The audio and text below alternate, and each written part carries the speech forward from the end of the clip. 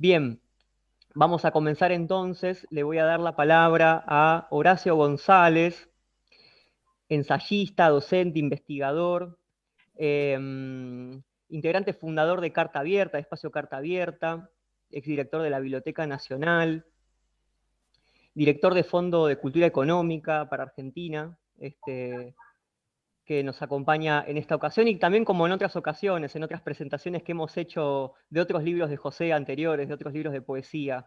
Así que le doy la bienvenida, las buenas tardes, Horacio, muchísimas gracias. Bueno, Y, buenas tardes a todos paso por alto la inexactitud del currículum, pero no es momento de corregirlo porque dudo de toda corrección también. Bueno, José nos propone engañosamente eh, pagar la deuda con poesía, pero en realidad lo que dice también engañosamente es que no debemos nada, en realidad nos deben. Esto es engañoso porque la poesía en realidad trabaja con esa cualidad la cualidad de la poesía de José, sobre todo de tener a su alcance un conjunto de profecías, digamos, profecías sarcásticas.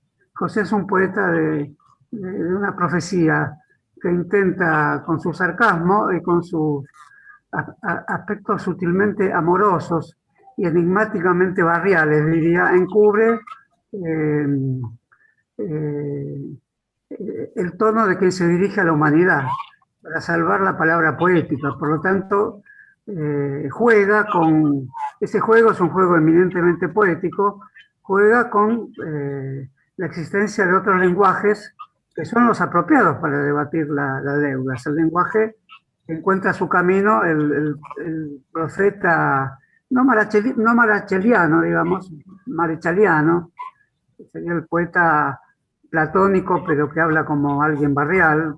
José tiene, digamos, el impulso del poeta romántico profético que amaga con un habla barrial y con proposiciones, con ecuaciones, digamos, que son ecuaciones que le dirige al economista, pero que en realidad entabla el debate por la palabra y para salvarla. Es un debate para toda la humanidad, no solo para economistas. No obstante, hay un juego con las cuestiones económicas y revela los momentos específicos donde el economista habla.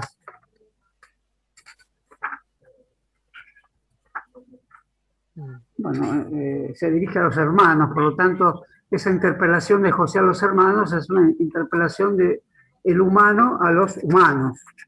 Pero como está el juego con la economía, y eso creo que ha invitado a Eric en forma de desafío, y a todos en forma de desafío, porque todos hablamos otros lenguajes no profesionales, pero hablamos de distintos planos que tiene el lenguaje, desde el lenguaje coloquial hasta el que pretendemos ser el lenguaje de la apelación política. José se sorprende de que hay palabras que salen espontáneamente de los sentidos, él no lo dice así. Tasa de crecimiento bruto, índice de inflación constante, balanzas de pago, la bondad de los negocios, pero no va a contraponer a esas palabras, no las va a repudiar, no las va a reprobar, no va a contraponer otras que citen en forma egregia las poéticas de los que no están contaminados con la realidad, porque no es el caso de José. José habla de una poesía que tiene, está incrustada y cuando emerge del barro, emerge con todas las incrustaciones que el barro le ha las penumbras de la vida, del pantanal de la vida, le han puesto a esta poesía que emerge con las preguntas pertinentes sobre las equivalencias. Esta es la primera parte del poema que tiene situaciones de prosa y demás, pero que obedecen al mismo régimen poético que establece José en este caso. Un Volkswagen Wolf, colores selección, según necesidades, vale 14.000 kilogramos de ananás con sus cortezas diseñadas por la geometría de los dioses, la esencia del sabor en la materia de su pulpa. ¿Por qué?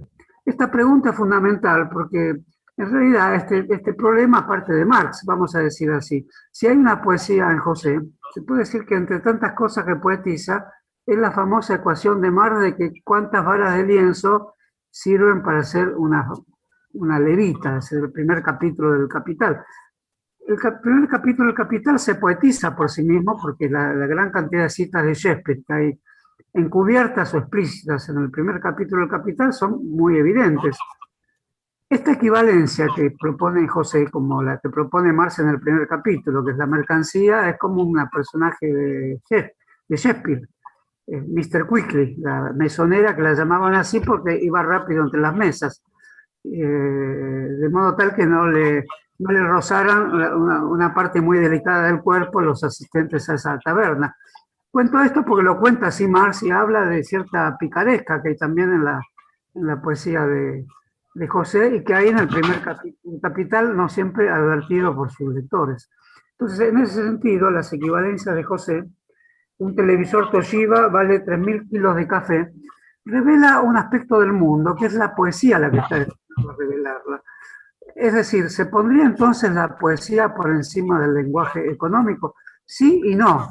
Como en ningún momento José niega con su tirada humorística de proposiciones para pagar la deuda externa, no niega que las reuniones que debe tener el actual ministro de Economía con los oprobiosos personajes con los que debe reunirse, no emplean este lenguaje, pero la idea universalista de José, que hay un lenguaje poético que constituye todas las situaciones humanas, queda totalmente en evidencia con este sistema de equivalencias. ¿A cuánto equivale un gran artefacto producido por el capitalismo, por la globalización o como la llamemos, por el capital financiero, a lo que produce la naturaleza, a lo que produce el mundo vegetal? Esa equivalencia solo la poesía puede, es un tema de la gran poesía del siglo XIX, las equivalencias entre los perfumes, los colores, la materia viva, la materia muerta, entre todas las emanaciones de la materia. Esas equivalencias dieron lugar al romanticismo.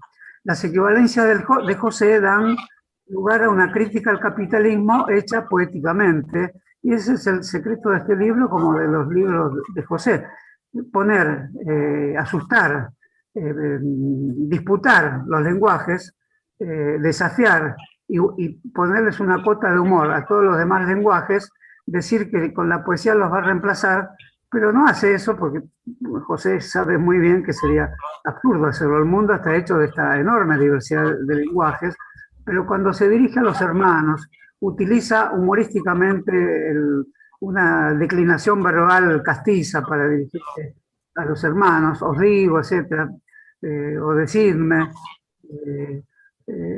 Hace de la poesía un sistema de ironías, el cual quiere atraer a todos los que hablan los demás lenguajes del mundo, lenguajes absolutamente indispensables en la medida que están en boca de los humanos.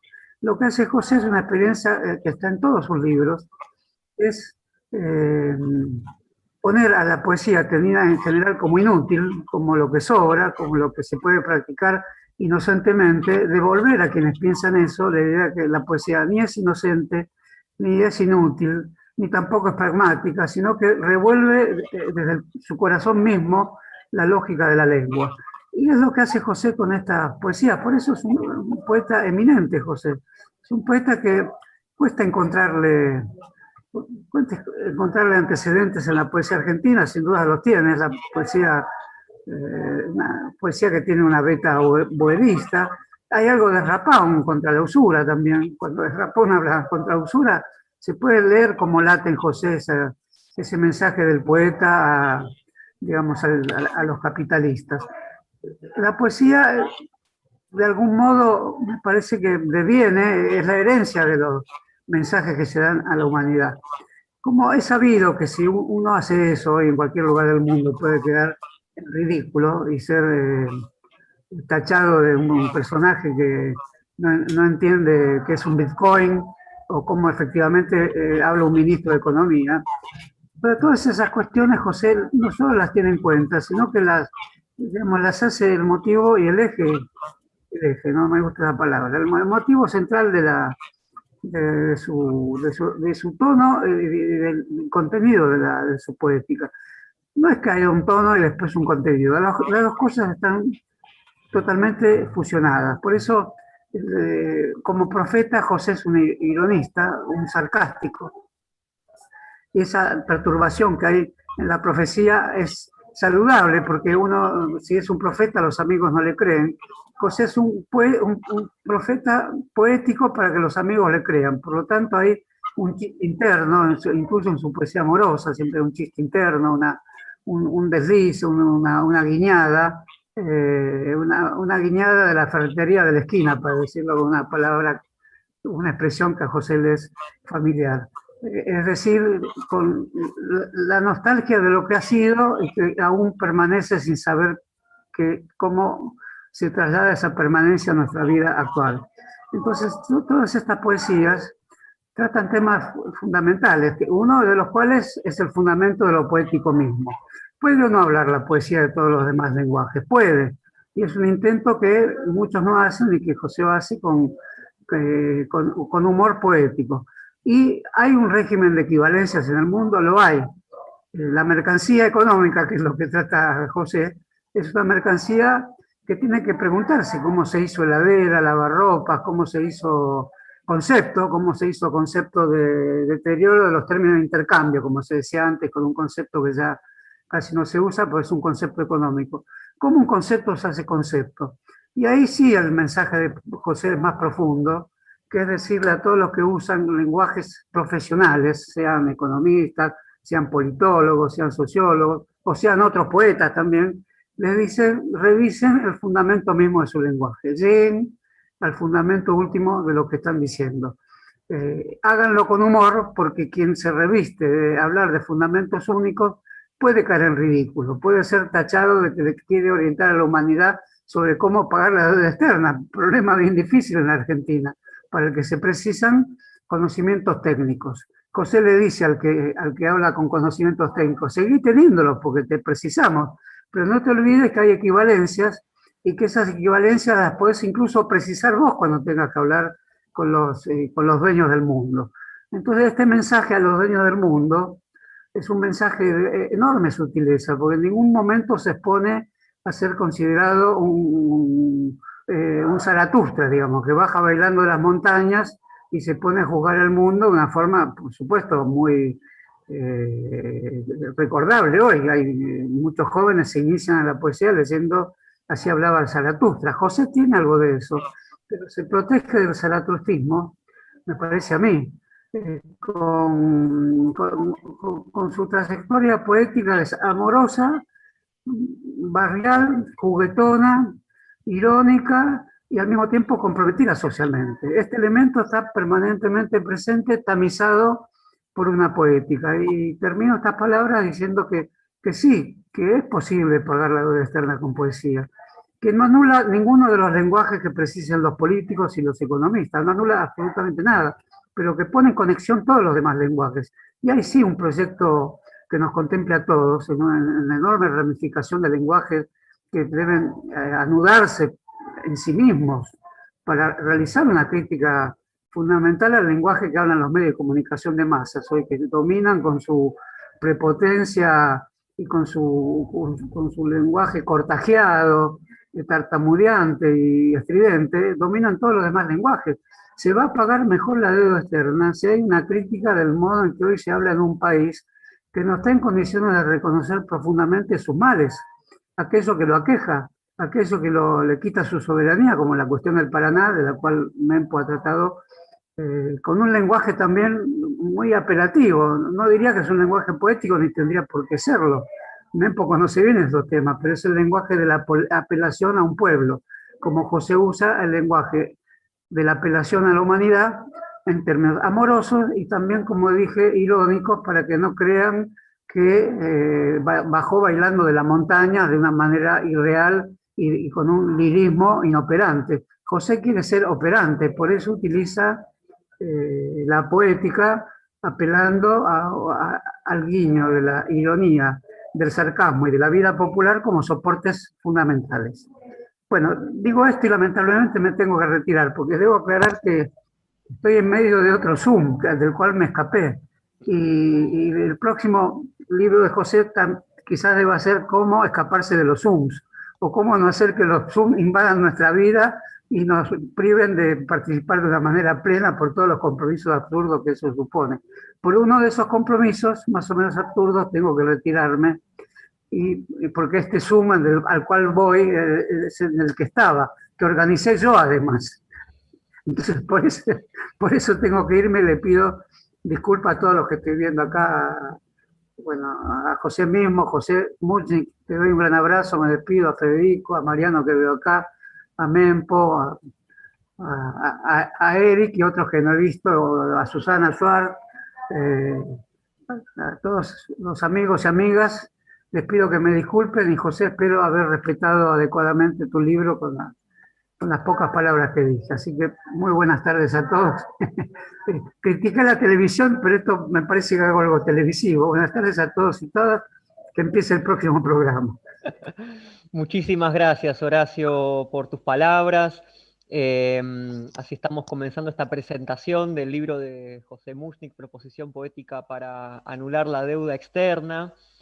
Ediciones SICUS, libros para leer, sentir, pensar y actuar situados. sicus.org.ar